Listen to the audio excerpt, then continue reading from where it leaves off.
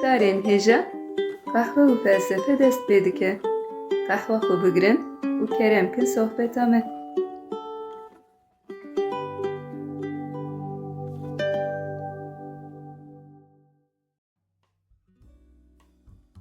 Merhaba guhdarên hêja, bi beşeke nû a qehwe û felsefeyê em careke din û pêşberî we ne. Merhaba guhdarên hêja, me dîsa qehwa xwe hazir kir û bi bernameyeke nû em dîsal pêşberî we ne. Murat, di bernameya berê de me dest bi Xezalî kiribû, me qala jiyana wî kir, qala berhemên wî kiribû. Di vê bernameyê de jî em ê dîsa qala Xezalî bikin. Hem pirsê me hebûn, me gotum em ê bêhêlin bernameyeke din. Belê sezgîn di bernameya heftê û heşta de me qala Xezalî kiribû, me dest bi Xezalî kiribû û di bernameya heftê û nihadê de jî em ê dîsa qala Xezalî bikin. Bernameyên me zêdetir dibin. Belê.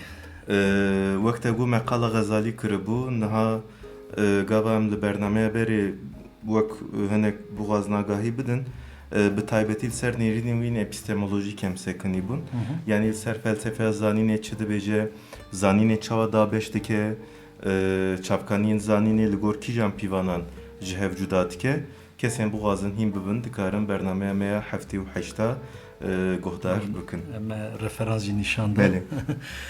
Murat, di bernameya berê de gava te qala berhemê Xezalî kiribû, bi taybetî berhemek bala me kişandibû. Navê wan jî ecêb in, Tehafütül Felasife. Belê. Yani wek nakokiya filozofan. Belê, yani nakokiya filozofan. Belê. Li ser vê berhemê tu dikarî hinek agahiyan bidî me Murat? Helbet Tehafütül Felasife berhemeke giringe, dure li ser gelek nîqaş çêbûne, heta dure jalî hinek filozofan ve li ser vê pirtûkê şerh û rexne hatine nivîsandin. Wek mînak İbn Rüşd heftê heştê sal piştî Xezalî pirtûkek dinivîse û li ser vê pirtûkê dinivîse. Ana eger em navê vê pirtûkê wek Tehafütül Felasife, yani wek nakokiya filozofan em wergerînin, İbn Rüşd jî nakokiya filozofan dinirxîne, yani wek bersiv dinivîse. Yani ev pirtûk, ev berhem rê li ber nîqaşeke domdar vedike.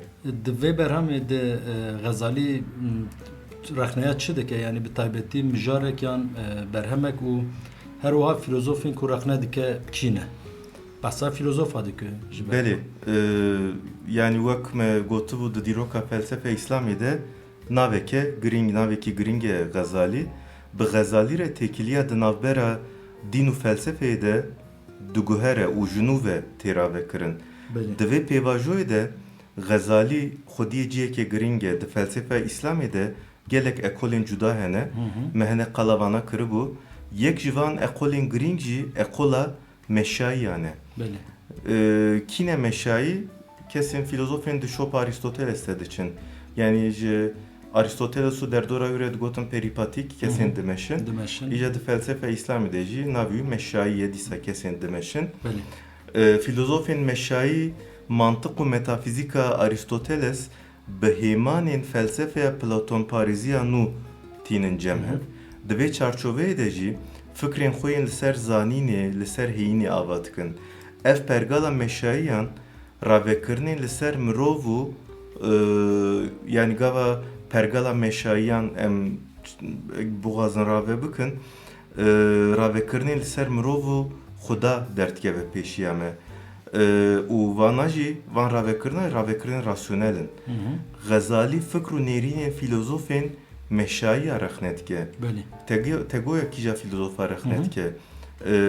Filozofên meşayiya rexne dike. Yani ez naxwazim li vir navê wan hebû bêjim wan rencîde bikim. Filozofên meşayiya dibêje lê bi taybetî rexneyên wî li ser İbn Sîna ne. Yani İbn Sîna û Farabî di navan rexneyan de pir derdikevin pêş. Xezalî dibêje gelek fikrên wan nezanînên teqezin û gelek fikrê wan jî ne li gor İslamê ne. Em hinekî qala van rexneyan jî bikin Murat. Şek magazîner heye tune yani. Na tune. Tamam. Xezalî ji kîjan aliyan ve filozofên meşayî rexne dike? Yani dibêje bernameya qehwa û felsefeyê godar nakin. Ji vê aliyê wan rexne dike.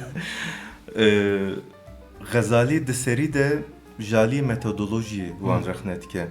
Dibêje filozofên meşayî di qada mantiqê de rêbaza xwe ya gîştina zanîn teqez diyar kirine.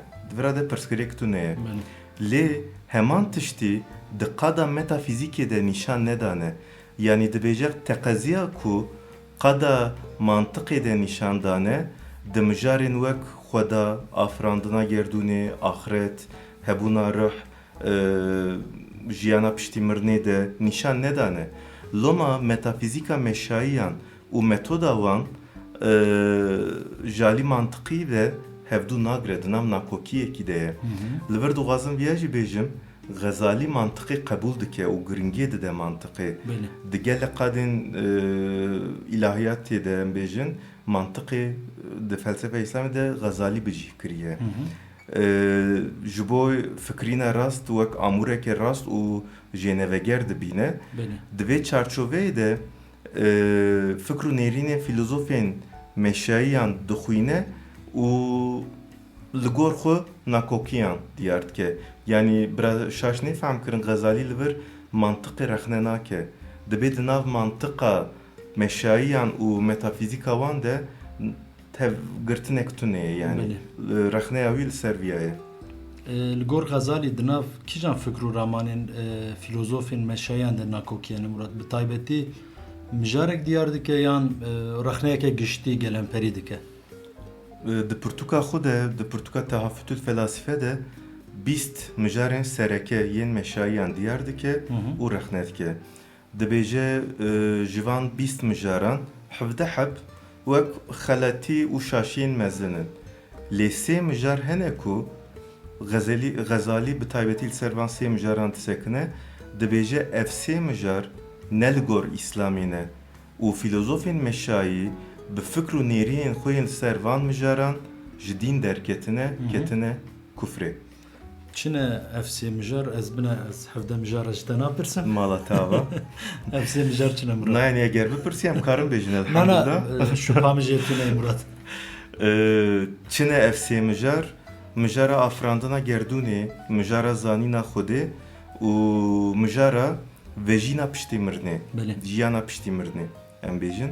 Li gor Gazali filozofên meşayî bi fikr û nêrînên xwe yên li ser van mijaran hem ketine nav xeletî û şaşiyên felsefî hem jî fikrên dij raberî wehiyê anîne ziman û loma jî ji dîn derketine ketine kufrê. Hinek dixwazim em li ser van sê mijarên girîng em xeber bidin. Filozofên meşayî li ser van mijaran çi gotine û Gazali kîjan nêrînên wan rexne kirine Murat? Gişa bêjim. Xwedê yani ja ewlî dest pê bike helekan bilan Xwedê mezin. Yani xelasî tune ez dest pê bikim. Mijara ewlî wek me got afirandina gerdûnê ye. Ana ji bo baş pê femkirin em wîsa biçin pêşiyê li ser van mijaran fikrê filozofên meşayiya bêjim. Dure Gazali çawa rexne kiriye viya bêjim. Li gor filozofên meşayî bi taybetî Farabi û İbn Sîna gerdûn jaliyê wext ve bêserî bêdestpêk li vir em bandora Yunana antîk dibînin. Dibêjin eger Xwedê ezelî be ji mêj ve hebe gerdûna ku bi destê Xwedê hatiye afirandin jî divê ezelî be jaliyê mantiqî ve. Yani gerdûn li gor wan di wextekî diyar de nehatiye afirandin.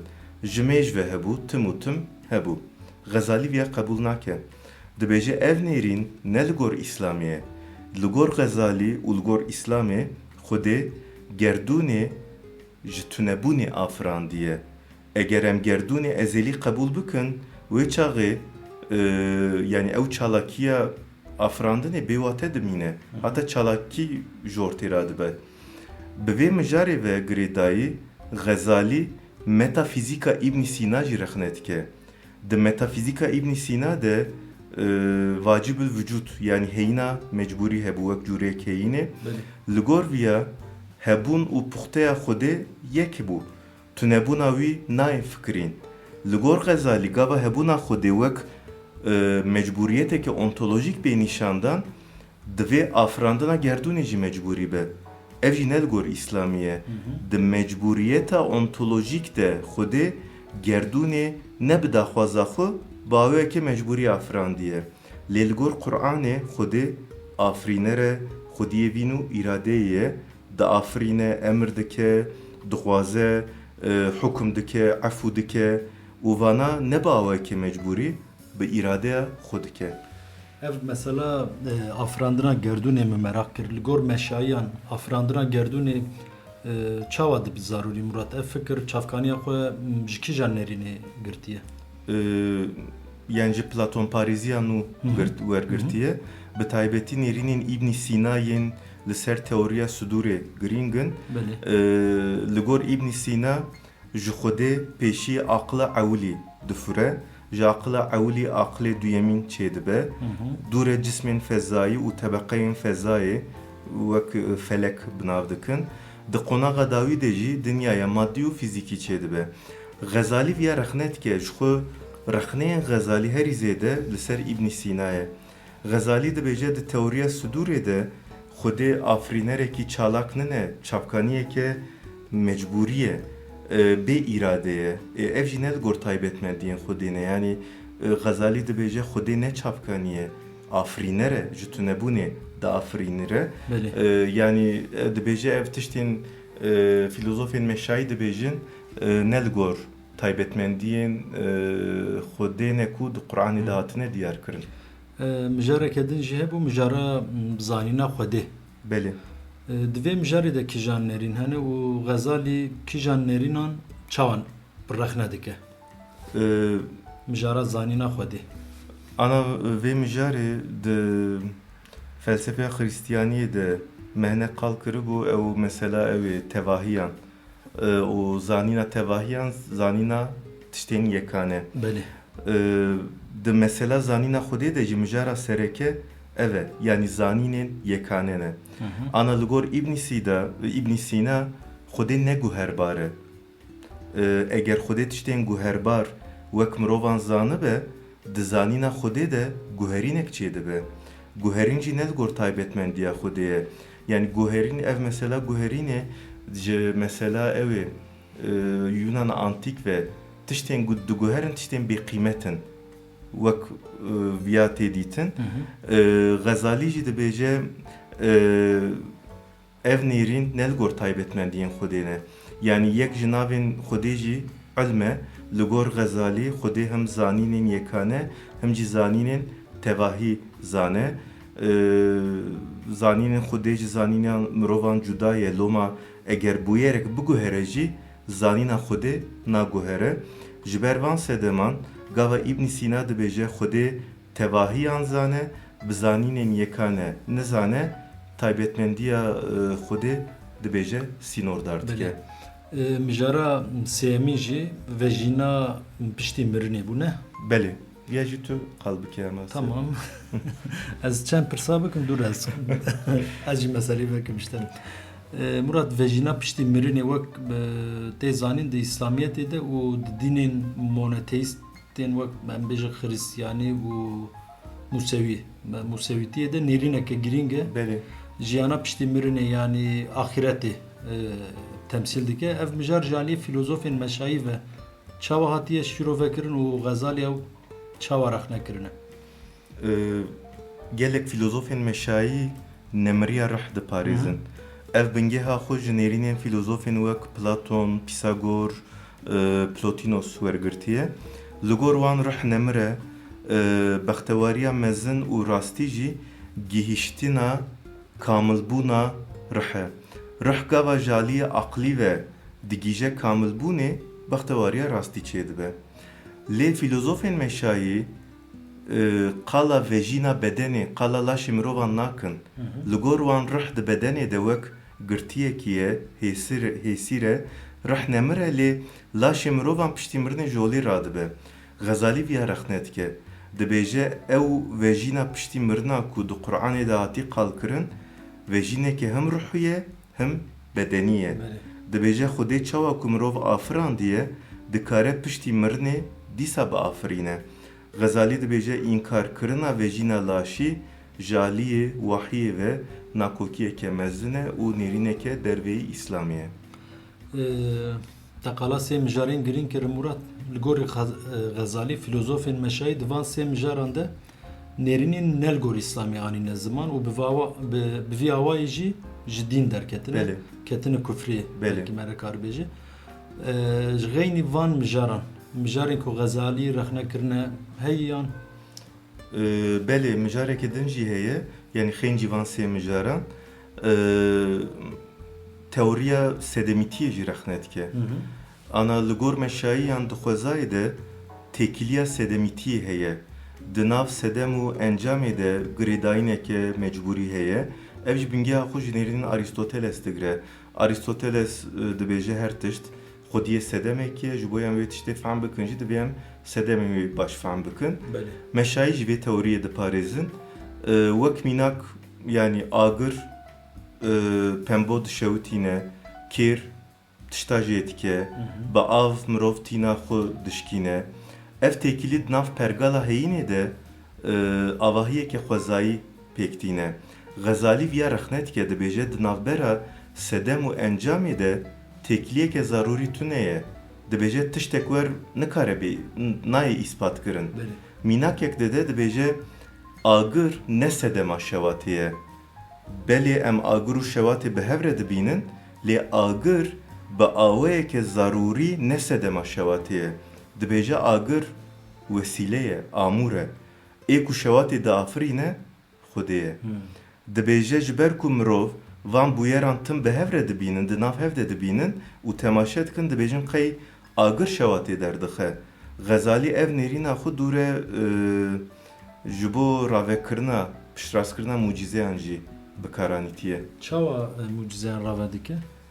Yani ana eger li gerdûnê rêgeza teoriya sedemitiyê baweke zarûrî hebana Ghezalî divê mucize nikaribûn derketana meydanê. Li gor teoriya sedemitiyê çi ye? Divê av difetisîne, agir dişewitîne. Lê dibêje eger Xwedê bixwaze, agir naşewitîne, av jî nafetisîne. Wek mînak Hazretî İbrahim mînak dide, İbrahimê Xelîl mînak dide. Dibêje eger di nav agir û şewatê de sedemitiyeke zarûrî hebana, wê agir Hazretî İbrahim bişewitandana. Lê dibe Xwedê ji agir re got neşewitîne, agir jî neşewitand. Bi vî awayî Xwedê sedemitiyê da sekinandin û ew zarûriyet ji holê rabû. A girîng li vir ew sedemîtiye. Belê.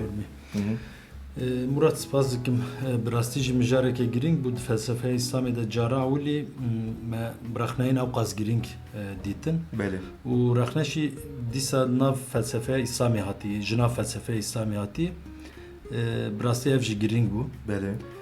Yani qehwa me jî qehwa min qediya. Qehwa te ji ber got xeber didî. İnna qediya lê qehwa me bi giştî qediya. Eger dixwazî bernameyê dirêj bikî qehwe dîsa çêkim sezgîn. Spas Murat. Spas Murat. Lê dîsa jî eger wextê me heye we gotineke dabî dixwazî tiştekî lê zêde bike kerem bike. Belê rexneyên Ghezalî girîngin û rê li ser nîqaşên nû jî vekirine. û piştîvan rexneyên Ghezalî felsefe İslamê hêdî wek şikleke nû girtiye. Yani bi taybetî têkiliya di navbera felsefe û kelam û tesawufê de ji nû hatine şîrovekirin û xurttir bûye. Heta ji ber vê sedemê gelek rexne jî têne ser Ghezalî dibêjin piştîvan rexneyan di felsefe İslamê de wek felsefe yani çawan bêjin êdî paş veçû, sekinî. Ghezalî di sala 1111 de tarîxek orjinal ne? Çar hebiyek 1111 dikene var. 1111 vefat kiriye. Yani piştî sed sala 12 bi rastî jî di felsefe İslamê de êdî pir naveke girîng em nabînin. Loma li ser vê mijarê jî gelek rexne li ser Ghezalî hene. Ev du bername me hinek qala berhemên wî nêrînên wî rexneyên wî kirin. Yani hêvî dikim ku hinek nexşeyek em bêjin di hişê gohdaran de çêbûye. Gelek spas yani min agahiyên girîng bûn. Belê bi vî awayî me bernameya heftûyê niha jî qedand. Bernameya nû bernameya çenda dibe? Heştê. Bernameya heştemîn. Heştê yan. که گاوام قید بکنه میفهم بکن چاوه لی خویایم هدیه دی بر به داویا فلسفه دورا فلسفه اسلامی جدین بله yani pişti çem bernameyan emi davil sezona xubinin بله hındık maya باش مراد ساعت خوش hoştur. گهدارن هجا حتی برنامه کدن ببینن دناف خیر و خوشیه ده Guhtarın heja haya bername kedin bibinin xoşiye de bi qahvu felsefe neminin. Bi xatri ve بخاطره و